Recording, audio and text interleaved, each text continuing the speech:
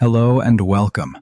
July 2025 has drawn to a close, and as we reflect on the past month, we remember a diverse group of Americans whose lives touched many. From the worlds of music and sports to medicine, journalism, and public service, these individuals left indelible marks on our society. Today, we honor their legacies and the contributions they made. We begin by remembering Connie Francis, the legendary pop singer who passed away at 87 on July 16, 2025. Born Conchetta Rosa Maria Francanero in Newark, New Jersey in 1937, Connie became the most commercially successful female singer of the early rock and roll era. Her powerful voice and emotive delivery brought us dozens of chart-topping hits, including timeless classics like Stupid Cupid, Pretty Little Baby, Mama, Lipstick on Your Collar, Who's Sorry Now, and Where the Boys Are. Connie Francis wasn't just a singer. She was a cultural phenomenon. Her 1958 cover of Who's Sorry Now became an instant sensation after her appearance on Dick Clark's American Bandstand, selling over 1 million copies and solidifying her status as a household name. Throughout the 1950s and 60s, she consistently topped the Billboard Hot 100 musical charts, a testament to her immense popularity and talent. Beyond her musical prowess, Francis also ventured into acting and authored 2 autobiographies, sharing her life story with millions of fans. She continued to perform for audiences until 2018, showcasing her enduring passion for music. In a remarkable turn of events, just weeks before her passing, her 1962 hit Pretty Little Baby experienced a viral resurgence on platforms like Instagram and TikTok. This unexpected revival introduced her music to an entirely new generation, proving that true artistry transcends time and technology. It highlighted her permanent impact on the music landscape and demonstrated how classic art can find fresh audiences through modern digital avenues. Connie Francis's legacy is one of timeless melodies, groundbreaking success, and an ability to connect with listeners across decades, leaving an irreplaceable void in the world of music. On July 17, 2025, the football world mourned the loss of Braman, the former Philadelphia Eagles linebacker who died at the age of 38 in Seattle, Washington. Born in Spokane, Washington in 1987, Bryan was a formidable presence on the field, known for his athleticism and relentless energy. Bryan's NFL career spanned 7 seasons, beginning with the Houston Texans, who signed him as an undrafted free agent in 2011. He spent 3 seasons with the Texans before joining the Philadelphia Eagles, where he played for 4 seasons. It was with the Eagles that Bryan achieved one of the pinnacle moments of his career, being a key special teams player for the team that won Super Bowl 52 in 2018. His contributions to that championship team were invaluable, and he was particularly remembered for a passionate locker room speech he delivered before that historic Super Bowl game, which rallied his teammates. Throughout his 97 games in the NFL, Bryan accumulated 56 tackles, 1.5 sacks, and 2 fumble recoveries, showcasing his consistent effort and impact. His passing came after a courageous battle with a rare and aggressive form of brain cancer, which he was diagnosed with earlier in the year, and for which he underwent multiple surgeries in the months leading up to his death. The Eagles organization expressed profound sadness at his loss, remembering him as a loyal teammate, a dedicated community supporter, and a devoted father who deeply loved his family. Braman's life, though cut short, was marked by significant achievements and a spirit that inspired those around him, both in the competitive world of professional football and in his personal life. We also lost a true Clemson football legend, Willie Anderson, who passed away on July 17, 2025 at the age of 72 in Sumter, South Carolina. Born on December 4, 1952, in Lee County, Willie holds a unique and distinguished place in the history of Clemson football. He is the only person in the program's history to earn first-team All-ACC honors as a player and then go on to serve as a full-time assistant coach on a national championship team. Willie was a dominant force on the field during his playing days, serving as a 3-year starter at middle guard and linebacker for Clemson from 1972 to 1974. He started an impressive 31 out of Clemson's 33 games during that period, consistently showcasing his defensive prowess. One of his most memorable performances came in 1974, when he recorded an astounding 21 tackles in a single game against rival South Carolina, a testament to his exceptional skill and tenacity. His outstanding play earned him first-team All-ACC honors that same year, recognizing him as one of the conference's elite players. After his collegiate career, Anderson signed a free agent contract with the Oakland Raiders and later played the 1975 season with the Birmingham Vulcans of the World League of American Football. His dedication to the sport continued beyond his playing days when he joined the Clemson coaching staff in 1976. He was promoted to a full-time tight ends coach in 1979 and then coached the team's defensive ends in 1980. In this capacity, he played a crucial role in helping the Tigers secure their first national championship the following season, cementing his legacy as a pivotal figure in Clemson's storied history. Willie Anderson's dual excellence as both a player and a coach at the same institution speaks volumes about his profound understanding of the game and his unwavering commitment to the program. On July 8, 2025, the community of Burley, Idaho mourned the tragic passing of Kelly Wayne Jenks at the age of 66. Born in Burley on September 25, 1958, Kelly was a dedicated public servant who committed 36 years of his life to the City of Burley Water Department until his retirement. His long tenure was a testament to his steadfast commitment to his community, ensuring essential services for its residents. Beyond his professional life, Kelly was deeply cherished for his personal passions and the joy he found in sharing them with others. He had a profound love for the outdoors, particularly fishing, camping, and gardening. These weren't just hobbies for Kelly.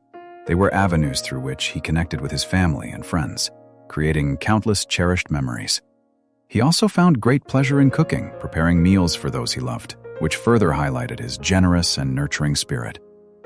His life was intertwined with that of his beloved wife, Donna. They met in 1979, and their connection was immediate, built on a shared love for outdoor activities and family time. Together they enjoyed gardening and canning, with their homemade salsa and grape jelly becoming favorites among their friends and family. In 1993, they welcomed their daughter, Jerica Lynn, who became the light of their lives.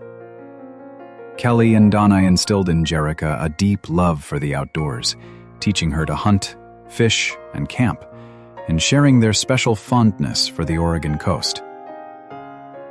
The circumstances of Kelly's passing were particularly poignant, as he died tragically in his home just moments before his wife, Donna.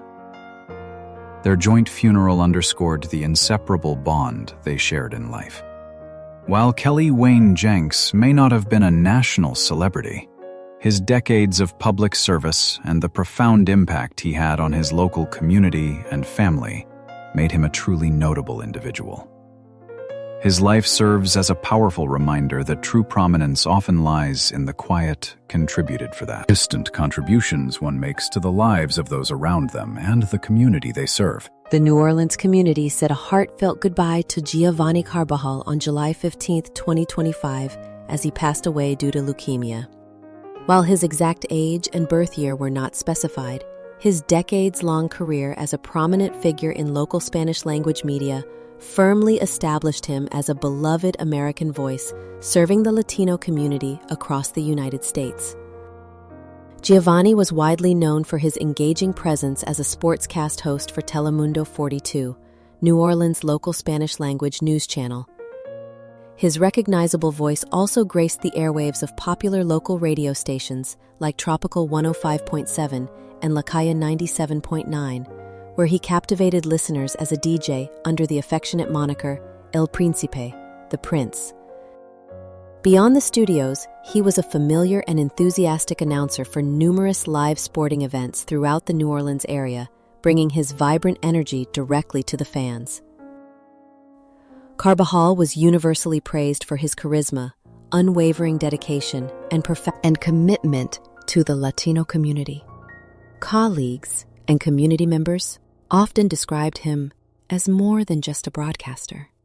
He was seen as a bridge of connection between generations, cultures, and hearts. His work extended beyond mere reporting or entertainment. It fostered a sense of unity and cultural pride, providing a vital voice and platform for Spanish-speaking residents. Sama, Giovanny Carbajal's career beautifully illustrates the critical role that ethnic media plays in fostering identity and community connection, particularly for immigrant and minority populations within the United States. His passing is not merely the loss of a radio personality, but the loss of a cultural anchor and a unifying voice. His legacy will continue to resonate through the countless lives he touched, highlighting the deep impact individuals can have in preserving cultural heritage and facilitating integration within a diverse society. On July 2nd, 2025, the world lost Sophia Hutchins, a vibrant socialite, media personality, and entrepreneur who tragically passed away at just 29 years old in a devastating ATV crash near Caitlyn Jenner's home in Malibu, California. Born in Bellevue, Washington on April 1st, 1996, Sophia's life, though brief, was marked by significant public visibility and impactful advocacy. Sophia first garnered media attention as the close friend and talent manager of Caitlyn Jenner. Her public profile grew significantly through her appearances on the e-reality series I Am Kate from 2015 to 2016, and later on Keeping Up with the Kardashians. These platforms allowed her to share her journey and perspectives with a wide audience. Beyond reality television, Sophia was a driven entrepreneur, founding and serving as CEO of Lumisol, a company specializing in sunscreen mist, which was notably profiled by Forbes magazine. Hutchins was also a trailblazer and a dedicated advocate for the LGBTQ+ community. In 2016, she came out as a transgender woman and underwent gender-affirming surgery, citing Caitlyn Jenner as her inspiration for embracing her transition. She made history at Pepperdine University, where she attended on an academic scholarship, by becoming the first transgender person to serve in student government and the first to graduate from the university in 2019 with a Bachelor of Science degree in Economics and Finance. A member of the Republican Party, Sophia was also involved in political advocacy, publicly endorsing Donald Trump and serving as a surrogate in his 2024 presidential campaign. Her work extended to charity as well, serving as CEO and director of the Caitlyn Jenner Foundation, an organization dedicated to promoting LGBTQ equality and providing grants to support transgender individuals. Sophia Hutchins' life reflected the evolving landscape of public prominence, often intertwined with reality television and social media. More importantly, her visibility personally informed as a transgender woman, and her work with the Caitlyn Jenner Foundation brought increased awareness and advocacy for LGBTQ+ rights into the public sphere. Her tragic death, while deeply saddening, drew further attention to the personal lives and challenges faced by public figures, especially those representing minority groups, and contributed to broader societal conversations around identity and acceptance.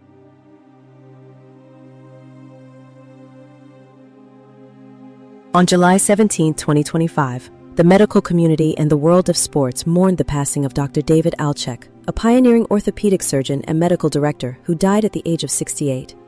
Born in New York in 1957, Dr. Altchek left an indelible mark on sports medicine, particularly through his groundbreaking work in Tommy John surgery. Dr. Altchek was a true innovator, having performed over 2,000 Tommy John surgeries throughout his illustrious career, with some estimates placing that number closer to 2,400. He revolutionized the procedure by developing a breakthrough docking procedure, which he tested on approximately 100 elbows. This innovation significantly improved the success rates of Tommy John surgery, making the process easier and more effective for countless athletes. Remarkably, this procedure remained largely unchanged for over 2 decades, a testament to its efficacy and his foresight. Beyond his surgical innovations, Dr. Altchek held prominent roles in professional sports.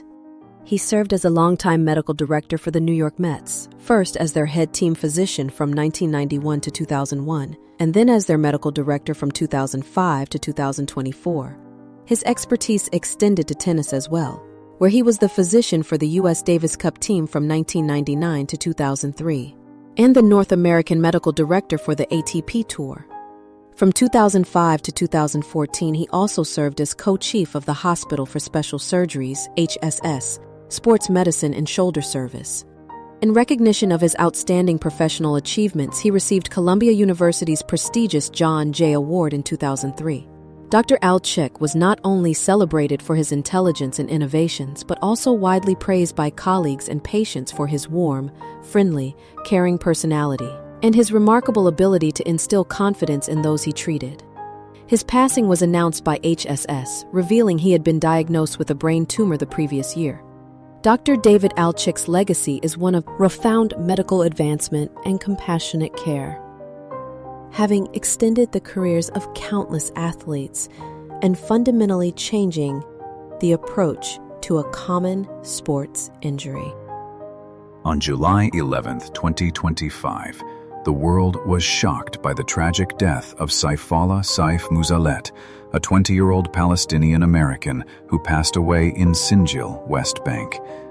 Born in Port Charlotte, Florida in 2004, Saif was a young, ambitious entrepreneur who co-owned an ice cream and dessert shop called Ice Screamin' in Tampa, Florida, alongside his father and cousins. Saif was described by his family as a kind, hard-working, and deeply respected young man. Known for his generosity, ambition, and a strong, unwavering connection to his Palestinian heritage. Despite being born and raised in the U.S., he maintained deep ties to his ancestral roots abroad. He spent a significant portion of his teenage years in the occupied West Bank, where his parents hoped he could further connect with his culture and language. This dedication to his heritage was a defining aspect of his identity. His tragic death occurred while he was visiting family in the West Bank, just weeks before his 21st birthday. According to Palestinian health officials and his relatives, Saif was allegedly beaten to death by Israeli settlers while attempting to defend his family's land. His family reported that settlers obstructed an ambulance from reaching him for nearly 2 hours, leading to his death before he could be hospitalized. This devastating incident prompted his family and the U.S. State Department to call for a thorough investigation into his death, underscoring the international implications of the event. Sayfollah Musallet's story transcends a simple biography. It serves as a poignant reminder of the severe human cost of geopolitical conflicts, especially for dual nationals caught between different regions. His youth, entrepreneurial spirit, and the circumstances of his passing highlight the immense potential lost due to such conflicts and the complex role of international diplomacy in protecting citizens abroad. His family has vowed to keep his memory alive, ensuring his story continues. I should shed light on these critical issues. On July 14, 2025, the world lost a true trailblazer. Jimmy Joe Robinson, a remarkable American football player, minister, and civil rights activist, who passed away at the age of 97. Born in 1928, Jimmy Joe broke significant racial barriers during a pivotal time in American history. His most notable achievement in sports was becoming the first black varsity football player in the history of the University of Pittsburgh. This was a courageous act that paved the way for future generations. During his time at Pitt in 1945, 1947, and 1948, he showcased exceptional athletic talent, leading the team in both rushing and receiving yards in all 3 seasons. His pioneering performances were instrumental in leading Pitt's football program to full racial integration after his final season, a profound impact that extended far beyond the gridiron. After his collegiate career, Jimmy Joe was drafted by the Cleveland Browns in the third round of the 1950 NFL Draft. Although he did not play an NFL game, following his playing days, he transitioned into a new chapter of service, becoming a minister. In this role, Reverend Robinson became a prominent and active figure in the civil rights movement, dedicating his efforts to promoting education and social justice in Pittsburgh's Manchester neighborhood. In 1968, he founded the Manchester Youth Development Center, an organization that continues to operate today, providing vital resources and opportunities for young people. Jimmy Joe Robinson's life exemplifies how individual achievements in sports can serve as powerful catalysts for broader societal change, particularly in the context of racial integration. His journey from a sports pioneer to a devoted civil rights activist and community leader highlights a deep commitment to justice that extended far beyond the playing field. His legacy is not only etched in the annals of football history, but also in the ongoing fight for equality and the enduring impact of his community work, demonstrating how personal excellence can translate into lasting social transformation. Jimmy Joe Robinson is still considered to be one of the greatest high school football players to ever come out of Pennsylvania. But what made Jimmy Joe Robinson special is that he helped pave the way for me and so many others to play the game that we love. You see, Robinson was the first African American to play varsity football here at the University of Pittsburgh. Jimmy Joe played for the Panthers in 1945, 47, and 48, and throughout his years, he would lead the team in rushing, receiving, and scoring. On that 1945 team, he was followed by other black athletes, Alan Carter and Herb Douglas, who will become famous for his Olympic track accomplishments. There needs to always be a first in everything. Robinson will be remembered as Pitt football's Jackie, even if his name is Jimmy Joe.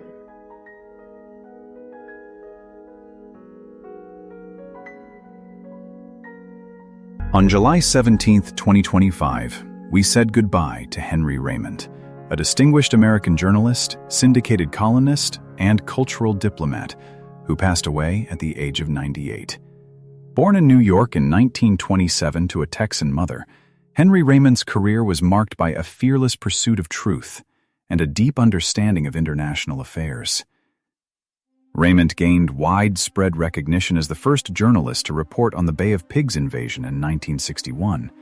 This courageous act, undertaken while he was based in Cuba, led to his arrest by Castro supporters and a temporary death sentence for espionage. However, a vigorous mobilization of international opinion secured his release and deportation, cementing his reputation as a tenacious and impactful reporter. His illustrious journalistic career spanned decades, including 18 years with United Press International, UPI, and 12 years with the New York Times. He was widely regarded as the most respected specialist on Latin America of his era, providing insight, full coverage of the region's complex dynamics. Beyond traditional journalism, Raymont's influence extended into diplomacy. He was appointed Director of Cultural Affairs at the Organization of American States, OAS, an organization comprising 35 states from both Americas. Henry Raymont was also a prolific author, with his main book, Troubled Neighbors, offering a masterful account of the relationships between the United States and Latin America. He served as an informal advisor to the Kennedy administration on various economic and cultural development programs, including the Alliance for Progress. His commitment to cultural diplomacy was evident in his involvement with events like the Casals Festival in Puerto Rico and Casals's visit to the White House, where he championed the idea that culture could be a powerful instrument of communication in international politics. Henry Raymont's life stands as a testament to the critical role of journalism in shaping public understanding of geopolitical events and its potential to foster cultural exchange, highlighting the importance of accurate and sensitive communication in global affairs. On July 16, 2025, the classical music world lost a true visionary, Gary Karr, the renowned American classical double bassist and teacher, who passed away at the age of 83. Born in Los Angeles, California, on November 20, 1941, Gary Karr was widely considered one of the finest bassists of the 20th and 21st centuries. Even video with Gary's most significant contribution was his pioneering work in the 1960s, where he transformed the double bass from primarily an accompanying instrument into a virtuoso solo instrument. This groundbreaking effort inspired numerous composers to write new work specifically for the double bass, expanding its repertoire and elevating its status in classical music. His playing style was often described as singing with all the richness of the cello, the warmth of the viola, and the agility of the violin, a testament to his exceptional artistry and expressive capabilities. Gary Karr is get into.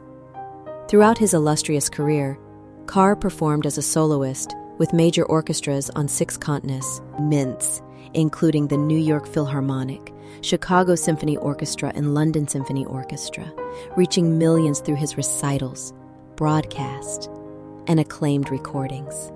He premiered works written specifically for him by notable composers such as Vittorio Giannini and Alec Wilder, and his discography includes 90 recordings, notably Kusevitsky's double bass concerto with the Oslo Philharmonic. Beyond his performance career, Gary Karr was an immensely influential teacher, holding faculty positions at prestigious institutions like the Juilliard School, New England Conservatory, Yale University, and Indiana University. In 1967, he founded the International Society of Bassists, ISB, an organization dedicated to the study, promotion, and advancement of double bass playing globally, which now boasts over 3,000 members in more than 40 countries. In a remarkable act of generosity, Karr donated his primary instrument, the historic Karr Kusevitsky bass, also known as the Amati, Mass, to the ISB in 2005. He also established the nonprofit Karr Double Bass Foundation in 1983, which loans instruments to promising young bassists to support their professional development. Gary Karr's legacy is one of profound artistic innovation, dedicated mentorship, and unwavering philanthropy, forever changing the landscape for the double bass and inspiring generations of musicians. On July 11, 2025, we said farewell to Marlyn Buss, a visionary American farmer, businessman, and innovator who passed away at the age of 88 in Lake Crystal, Minnesota. Born in Mankato, Minnesota on July 25, 1936, Marlyn is widely regarded as one of the founding fathers of Minnesota Farmfest. Marlyn Buss played a pivotal role in revitalizing the annual farm show. After its momentum stalled, he purchased the rights to Farmfest and began hosting it on his family's farm in Lake Crystal in 1982. Under his leadership, the event flourished, rapidly growing the number of exhibitors, vendors, and attendees. His innovative spirit transformed Farmfest into more than just a showcase for agricultural products and equipment. He expanded it into a crucial forum for political discourse on agricultural and rural issues, particularly in the wake of the severe drought and heat wave of 1988. His entrepreneurial vision wasn't limited to Minnesota. In 1996, Marlyn founded and launched a similar event to World Dakotafest in Mitchell, South Dakota, further extending his impact on the agricultural community. Although he later sold both events, he remained actively involved for many years as a consultant and attendee, demonstrating his enduring commitment to the shows he helped create. Marlyn's children described him as a true entrepreneur and a forward thinker who was never afraid to try new ideas. He had a unique ability to envision potential and implement strategies that often yielded great success. His bread and butter, as his son Dan put it, were the outdoor farm shows, which were truly his heart and soul. Marlyn Buss's legacy is a testament to the power of individual initiative in fostering agricultural development and public dialogue.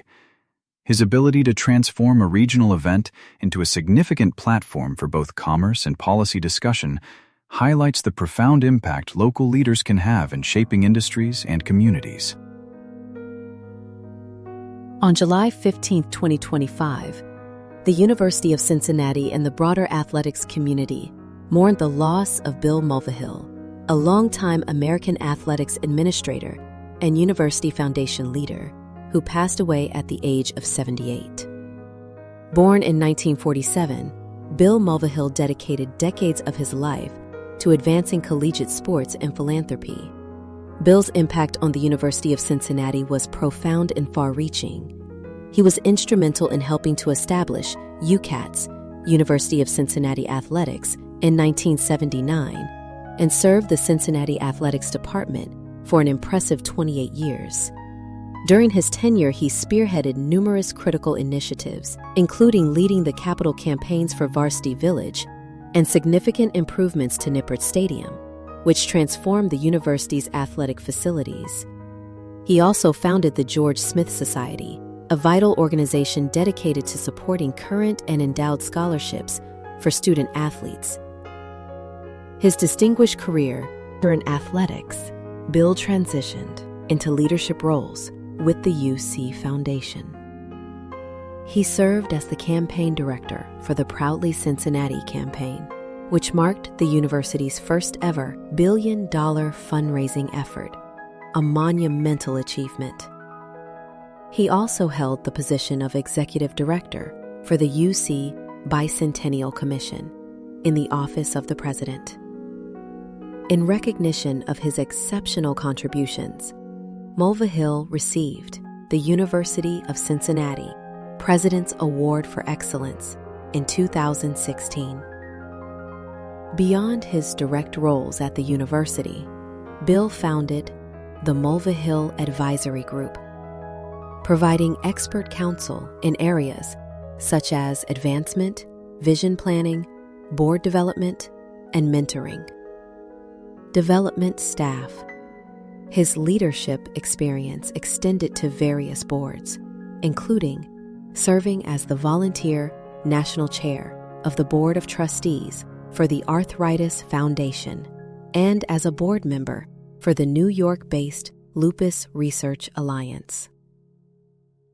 Bill Mulvihill's life exemplifies the critical role all of administrative leaders in shaping the growth and success of educational institutions. His ability to integrate fundraising, infrastructure development, and community building within the realms of collegiate sports and university foundations showcases his multifaceted and lasting impact. On July 14th, 2025, the journalism world lost a titan. Frank A. Aukofer, an award-winning American journalist and author, who passed away at the age of 90. Born in Milwaukee, Wisconsin on April 6, 1935, Frank Aukofer dedicated 40 years of his life to the pursuit of truth and the advancement of ethical journalism. Aukofer began his career with an apprenticeship in the newspaper printing trade before becoming a reporter and bureau chief for the Milwaukee Journal and its successor, the Milwaukee Journal-Sentinel. In 1964, he was assigned to the Civil Rights Beat, where he covered some of the most pivotal moments in American history. His reporting included the Selma March in 1965, the assassination of the Reverend Martin Luther King Jr. in 1968, the Detroit riots in 1967, and the Milwaukee open housing marches. His first-hand accounts provided crucial insights into a transformative era. 1970, Frank moved to Washington, D.C., where he spent 3 decades covering Congress, the White House, and national politics until his retirement in 2000. He reported on major stories ranging from wars to impeachment proceedings, always with a commitment to accuracy and integrity. Beyond his reporting, Aukofer was a staunch advocate for journalism as a profession.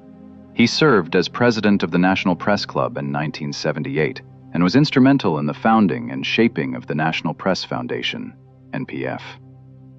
As NPF's first president and chair and a board member from 1978 to 2004, he guided the organization's mission to provide educational opportunities and support services to working journalists.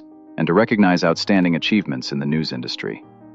The NPF has since provided free training and mentorship to thousands of journalists, enhancing their understanding and reporting of critical issues.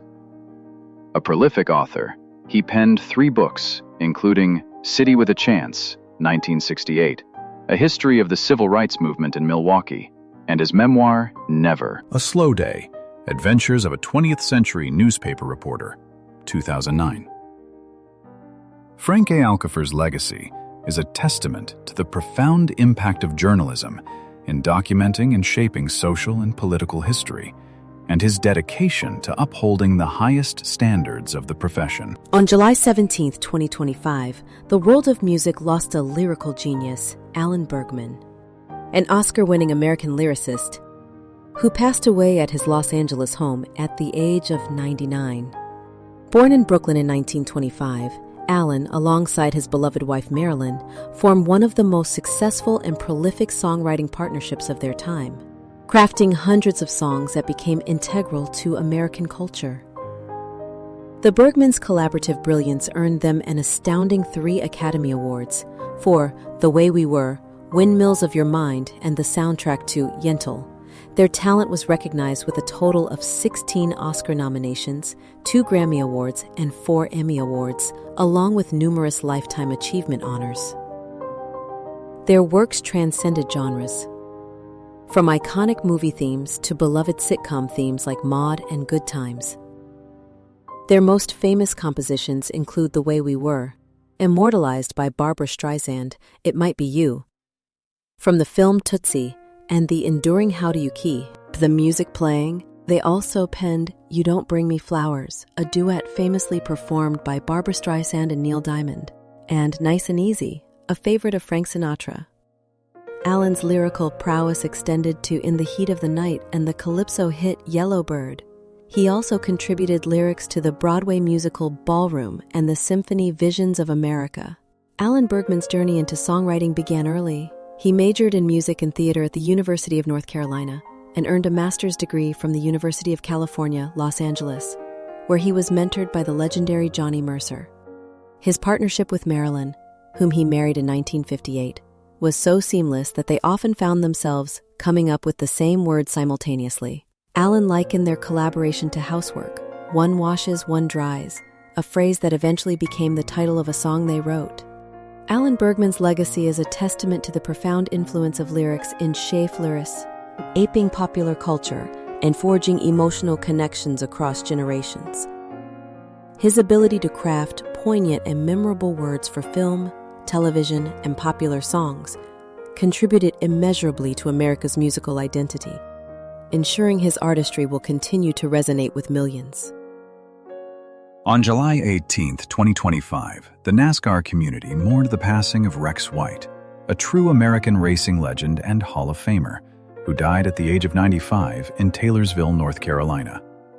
Born on August 17, 1929 in Taylorsville, Rex White was NASCAR's oldest living champion and left an indelible mark on the sport. Rex White's career was defined by remarkable consistency and success. He clinched the prestigious NASCAR Cup Series title in 1960, a crowning achievement in his 9-season career. Over those 9 seasons, he amassed an impressive 28 Cup victories in 233 starts. His first career victory came in 1958 at Champion Speedway in Fayetteville, North Carolina, where he led the final 5 laps to secure the win. That same year, he showcased his consistent performance with 13 top 5 finishes in just 22 starts. The year 1960 was particularly significant for White. In addition to winning his only championship, he was also honored as NASCAR's most popular driver and Driver of the Year. His excellence continued into 1961, where he finished as runner-up in the championship standings to fellow Hall of Famer Ned Jarrett, a season in which White himself secured 7 victories. He achieved a career-high 6 victories at Bowman Gray Stadium in Winston-Salem, and also found success at other tracks, winning 3 times at North Wilkesboro Speedway and twice at Martinsville Speedway in Virginia. In recognition of his outstanding contributions to stock car racing, Rex White was inducted into the NASCAR Hall of Fame in 2015.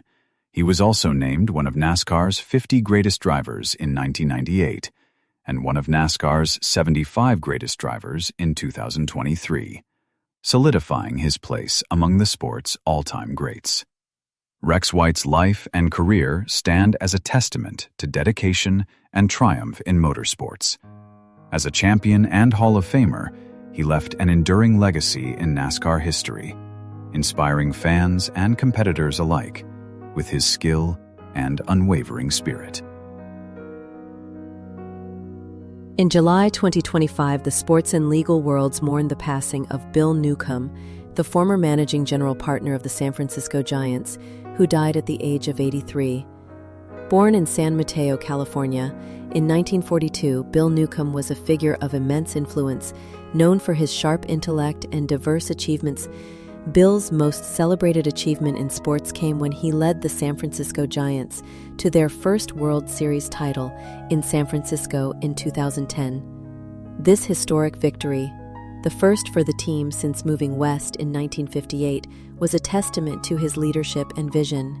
He joined the Giants ownership group in 1995, became a general partner in 2003, and took the helm as managing general partner when Peter McGowan retired after the 2008 season. He retired from this role after the 2011 season, but remained involved as chairman emeritus, leaving a lasting impact on the franchise. Neukom was also known for developing the Giants' Way, a philosophy emphasizing how the game should be played. It's YED, focusing on conditioning, fundamentals, and rigorous training. Before his tenure with the Giants, Neukom had an extraordinary legal career. He served as top counsel for Microsoft billionaire Bill Gates for nearly 25 years, playing a crucial role in defending Microsoft's intellectual property and navigating the company through complex antitrust suits, including the high-profile United States versus Microsoft case. He was Microsoft's first general counsel, overseeing the legal department's growth from a team of 5 to over 600 attorneys and support personnel by the time he left in 2002. Art like Kluz, another faith. Beyond his corporate and sports leadership, Bill Neukom was a dedicated advocate for justice. He served as the president of the American Bar Association from 2007 to 2008. In 2006, he founded the World Justice Project, a multinational and multidisciplinary effort aimed at strengthening the rule of law globally and promoting the development of communities of opportunity and equity. Bill Neukom's faith legacy is a multifaceted one, combining excellence in the legal field, transformative leadership in sports, and profound global advocacy. His life demonstrates how one individual can make a significant difference across diverse sectors, from the courtroom to the baseball field and international policy. On July 16, 2025, the nation mourned the passing of Bill Clay Sr., a prominent American politician and a founding member of the Congressional Black Caucus, who died at the age of 94 in Virginia. Born William Lacey Clay Sr. in St. Louis, Missouri, on April 30, 1931, he was a towering figure in American politics and a trailblazer for civil rights.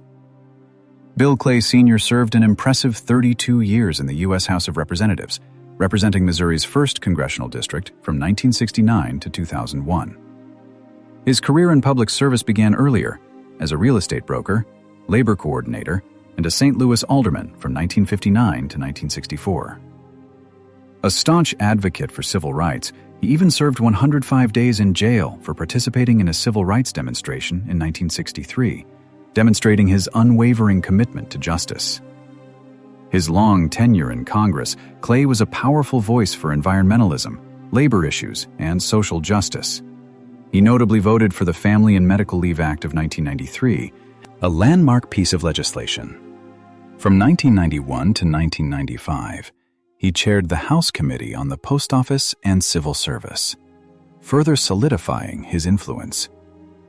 His legacy is honored the William L. Clay Center for Molecular Electronics, now the Center for Nanoscience, at the University of Missouri St. Louis, was dedicated in his honor in 1996. He also founded the William L. Clay Scholarship and Research Fund, which has provided college scholarships to high school seniors in his congressional district since 1985. In 2013, The Poplar Street Bridge, connecting St. Louis, Missouri and East St. Louis, Illinois, was renamed the Congressman William L. Clay Bridge. He also has a star and biographical plaque on the St. Louis Walk of Fame. Bill Clay Sr. authored several nonfiction works, including Just Permanent Interests, Black Americans in Congress, 1870 to 1991. His passing, just months after his wife Carol Ann Johnson Clay, was a profound loss, but his deep legacy of public society, Service and social advocacy continues to inspire. Each of these individuals, in their unique ways, contributed to the rich tapestry of American life.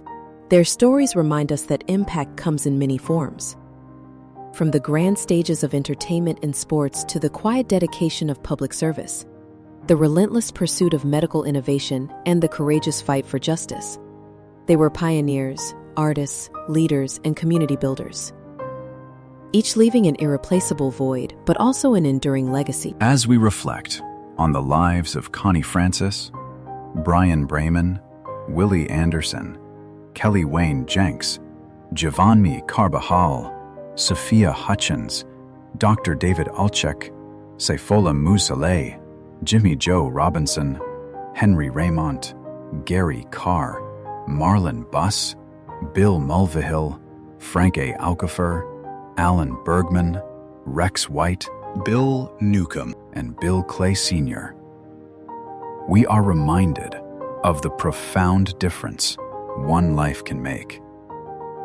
Their achievements, their passions, and their unwavering spirits continue to resonate, inspiring us to strive for excellence, to serve our communities, and to live with purpose. Their passing marks the end of an era for many, but their contributions will forever be etched in the annals of American history. They shaped our culture, advanced our knowledge, and fought for a better society. We honor them not just for who they were, but for the lasting impact they had on the world around them. May their memories be a blessing, and may their legacies continue to light our way forward. Thank you for joining us in this moment of remembrance.